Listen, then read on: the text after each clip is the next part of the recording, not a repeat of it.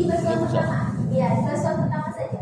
Kalau basuhan ketiga yang percik ataupun basuhan kedua yang percik ini tidak sampai menimbulkan mustakmal. Itu dia. Jadi tidak dikatakan mustakmal itu ya? Ya. Walaupun percik kawan tadi 4 Ya, kita atau kita. mustakmal. Enggak jadi masalah itu ya? Ya. Jadi Enggak sah, maksudnya enggak sah pula wudhu. bukan Udah percik. Ya. Karena kan biasanya setiap wudhu Pak Imam ada sekat yang agak jauh gitu supaya tidak terlalu terkena. Ataupun yang lebih bagusnya lagi dia tidak literan. Ada itu masjid yang baknya itu panjang. Makanya Terus mustakmal pakai itu gayung. bercampur tadi. Jadi Yang kan kita kita pakai tadi. belakangi.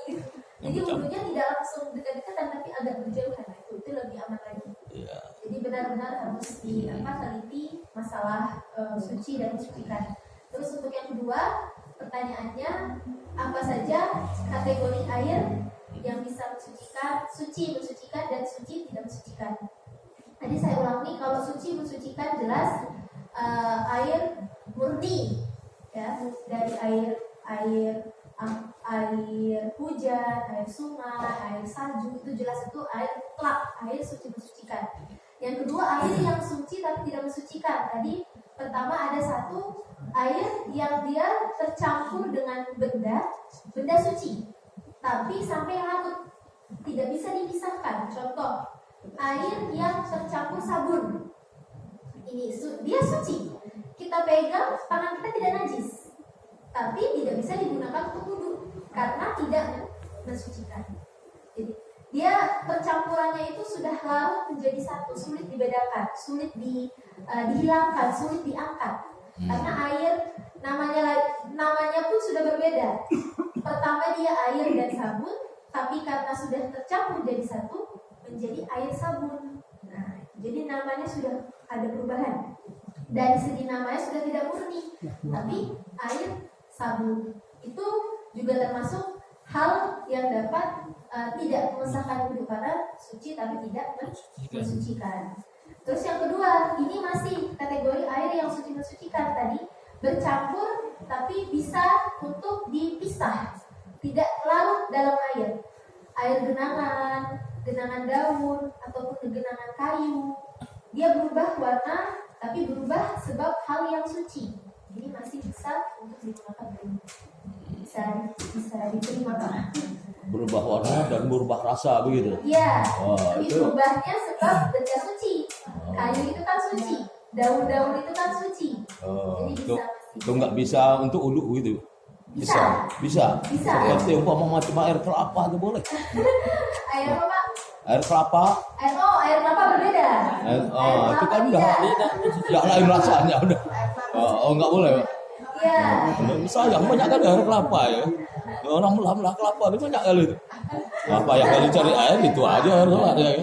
Nggak boleh itu ya. Iya, nggak boleh. Yang terbuang.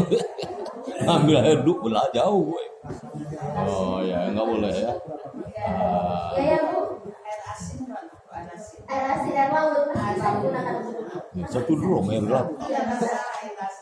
Iya, air sungai, air laut, air hujan, air salju itu kan masuk 7 air mutlak bahasa. Air mutlak ada rasa ya. Iya, tetap bisa digunakan. Hanya tadi air yang tercampur benda sampai larut menjadi satu, itu tidak bisa kita gunakan dulu karena suci tapi tidak mensucikan. Ya satu lagi Pak. Ini kadang-kadang kita kan enak kadang-kadang jumpa kawan.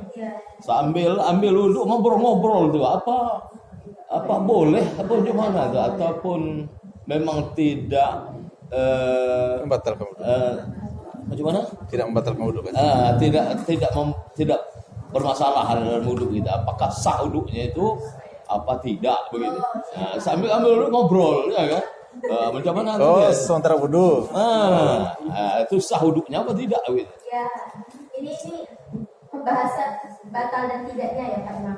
Jadi kalau untuk itu ketika kita berwudu terus dijeda sebelum gosip sambil cerita. Jadi wudunya belum selesai, belum siap, tapi disambi dengan ngobrol itu tetap wudunya sah. Sah wudhunya. Tetap sah. Lantaran pernah sahabat itu sah ulang lagi dia itu.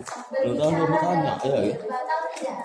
cuman Iya, makruh tadi yang mungkin. batal itu kan Wudhunya hal-hal sah dia yang makruh. disebutkan tadi, mulai dari apa keluarnya sesuatu yang di luar jalan ataupun tidur yang sampai hilang akal seperti mabuk ataupun hal yang lainnya itu kan dia sampai hilang akal. Ya. Itu juga hal yang dapat membatalkan wudhu. Kecuali kan tadi tidur yang dalam posisi menetapkan pantatnya ke bumi. Itu aja hal-hal yang dapat membatalkan wudhu. Selain itu tidak. Selain itu tidak. Jadi kayak wudhu terus menerus. Ada juga istilah dalam wudhu itu mualah. Mualah itu sunnah dan tidak wajib. Akal. Contohnya bagaimana Jumat gambaran lalu. mualah? Mualah berwudu dilakukan terus Yang menerus batal wudhu hilang akal dari ini. kering. Ya kena Basuhan. tidur Jumat. Sebelum Tidur. kering anggota yang dibasuh. Contoh, kita wudu mulai dari niat, selesai niat wajah ke tangan.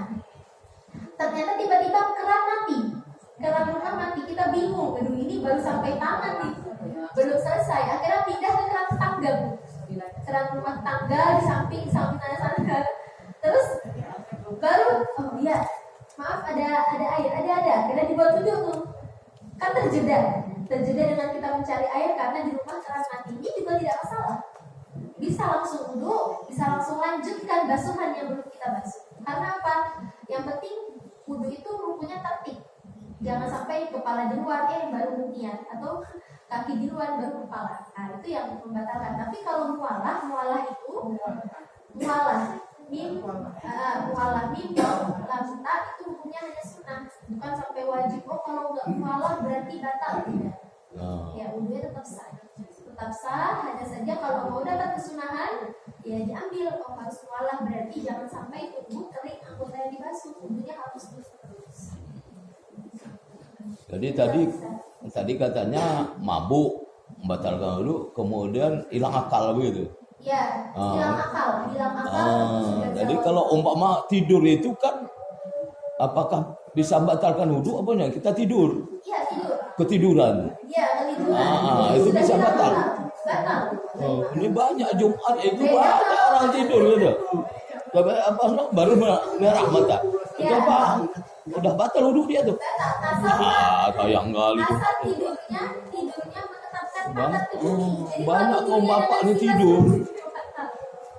batal. Sampai malah udah merah mata. Berarti kan tidur ya. Ya, Berarti- tutup ya. Udah aja. Udah. Itu saja yang dapat disampaikan. Orang sholat itu yang goyang tangan. Assalamualaikum warahmatullahi wabarakatuh. Waalaikumsalam.